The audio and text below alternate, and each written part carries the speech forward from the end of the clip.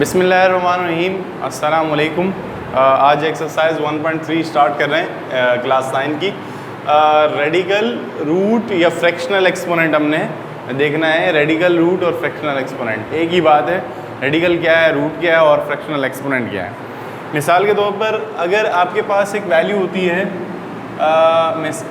X square is equal to A और आपको x की वैल्यू चाहिए, तो इस 2 को ख़त्म करने के लिए, 2 को 1 लाने के लिए, यानी कि यहाँ पर पावर 1 चाहिए, तो आपको क्या करना पड़ता है?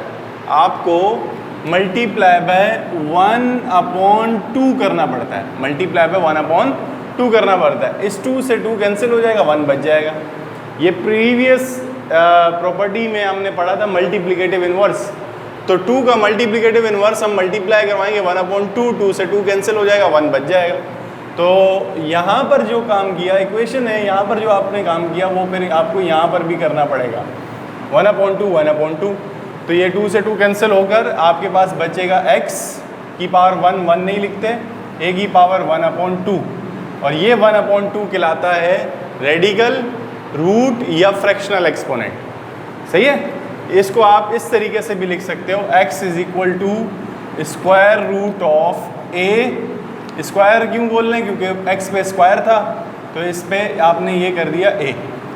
ये आपके पास जो सिंबल है, इस सिंबल को हम कहते हैं रेडिकल साइन। रेडिकल साइन, ठीक है जी, ये रेडिकल साइन है। और यहाँ पर 2 इंडेक्स में जो है ना वो 2 नहीं लिखते स्क्वायर रूट के अलावा। बाकी जब जो भी वैल्यू होगी, मिसाल के तौर पर cube root of a is a की पावर 1/3। इसी तरह चलते चलते अगर nth रूट है तो a की पावर 1/n हो जाएगी। सही है। तो ये कहलाती है रेडिकल रूट या फ्रैक्शनल एक्सपोनेंट। रूट तो वैसे भी आपको पता होगा, रूट किसे कहते हैं? रूट कहते हैं जैसे हमारी दरख्त होता है, दरख्त की जड़ को कहते हैं। अब यहाँ पर आप पता लगाना चाह रहे हैं कि फॉर एग्जांपल ये जो 16 एक वैल्यू है ना, 16, ये किस वैल्यू पर स्क्वायर लग कर आई है? ये कौन सी वैल्यू पे स्क्वायर लग कर आई है? तो ये कैसे पता चलेगा? 16 का हमें स्क्वायर रूट फाइंड करना पड़ेगा, तो तब हमें पता चलेगा कि ये 16 जो है वो 4 पर स्क्वायर लग कर आया है। और स्क्वायर रूट हटाते हैं तो क्या आता है? 4 की पावर 2 और होल पावर 1/2। 2 से 2 कैंसिल, तो 4 की पावर क्या बचती है? 1 बचती है। ठीक है। तो हमने ये पता लगा लिया कि 16 का रूट क्या है, 16 किस पर स्क्वायर लग कर आया है। ठीक है। तो ये आपका था। अब मिसाल के तौर पर अगर किसी पर वैल्यू लिखी हुई है a और b और ये c, यहाँ पर जो वैल्यू है वो c है, तो इसको अगर हमने, ये रेडिकल फॉर्म है, ये कौन सी फॉर्म है? रेडिकल फॉर्म है। तो रेडिकल फॉर्म से अगर आपको एक्सपोनेंशियल फॉर्म में लिखना हो, किस फॉर्म में लिखना हो? एक्सपोनेंशियल फॉर्म में। ठीक है। तो ये कैसे लिखेंगे? अब a की पावर, जो ऊपर वाली पावर है वो ऊपर लिखी रहेगी, जो अंदर वाली पावर है, और जो नीचे बाहर वाली पावर है वो नीचे आ जाएगी। अब देखें फ्रैक्शनल एक्सपोनेंट बन गया, और ये c की रूट, स्क्वायर रूट नहीं है, ये c रूट है। इंडेक्स पे जो वैल्यू होगी उसी हिसाब से रूट होगी। यहाँ पर क्यूब थी तो क्यूब रूट, 4 होगी तो 4th रूट, 5 होगी तो 5 रूट, n होगी तो nth रूट होगी। ठीक है। अच्छा, यहाँ पर वेयर जो आपको a की पावर b नज़र आ रही है वो कहलाती है रेडिकेंड। क्या कहलाती है? रेडिकेंड। और c जो है वो नज़र आ रही है तो वो कहलाते हैं इंडेक्स। ये भी क्वेश्चन आ सकता है MCQs का कि a की पावर b जो है वो रेडिकेंड है। जो रूट के अंदर वाली वैल्यू है, ये अब हमारी एक्सरसाइज का क्वेश्चन भी है कि रूट के अंदर वाली वैल्यू क्या है? रेडिकेंड है। और रूट के बाहर, यानी कि जो इस वाली जगह पर लिखी हुई होगी वो इंडेक्स होगी। अब यहाँ पर इंडेक्स वाली वैल्यू कोई नहीं है, तो इंडेक्स वाली वैल्यू क्या होगी फिर? 2 हो। ठीक है।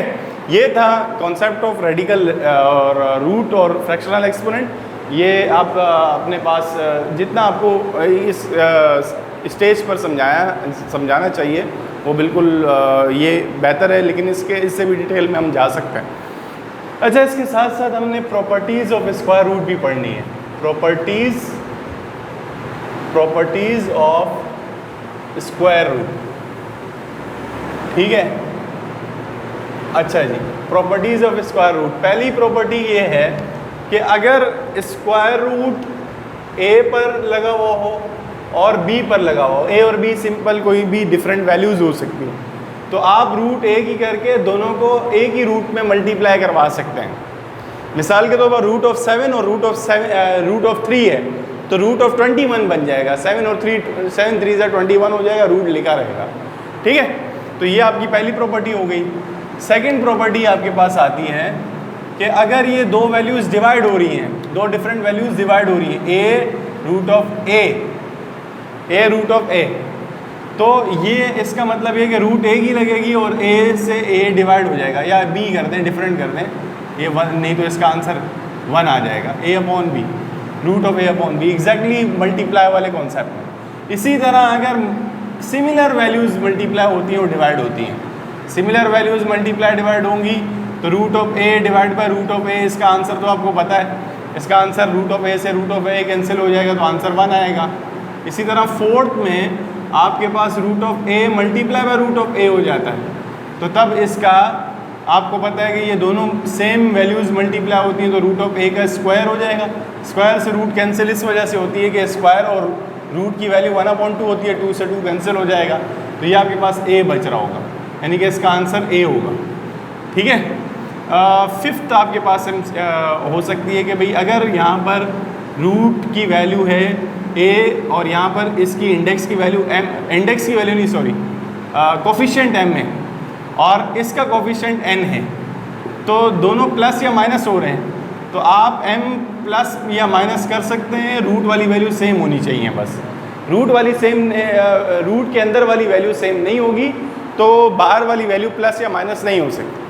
ठीक है, तो ये थी कुछ प्रॉपर्टीज़ जो आपको पता होनी चाहिए। इसके अलावा एक और भी है कि मिसाल के तौर पर ये तो एक्सपोनेंट की प्रॉपर्टी में आती है कि root of a upon b है और इसकी पावर -n है, तो इसको प्लस करना हो तो b अपॉन a हो जाएगी, पावर पॉजिटिव n हो जाएगी। बस अगर आपने पावर का साइन चेंज करना है ना, तो डिनोमिनेटर को न्यूमरेटर में और न्यूमरेटर को डिनोमिनेटर में लेकर चलें।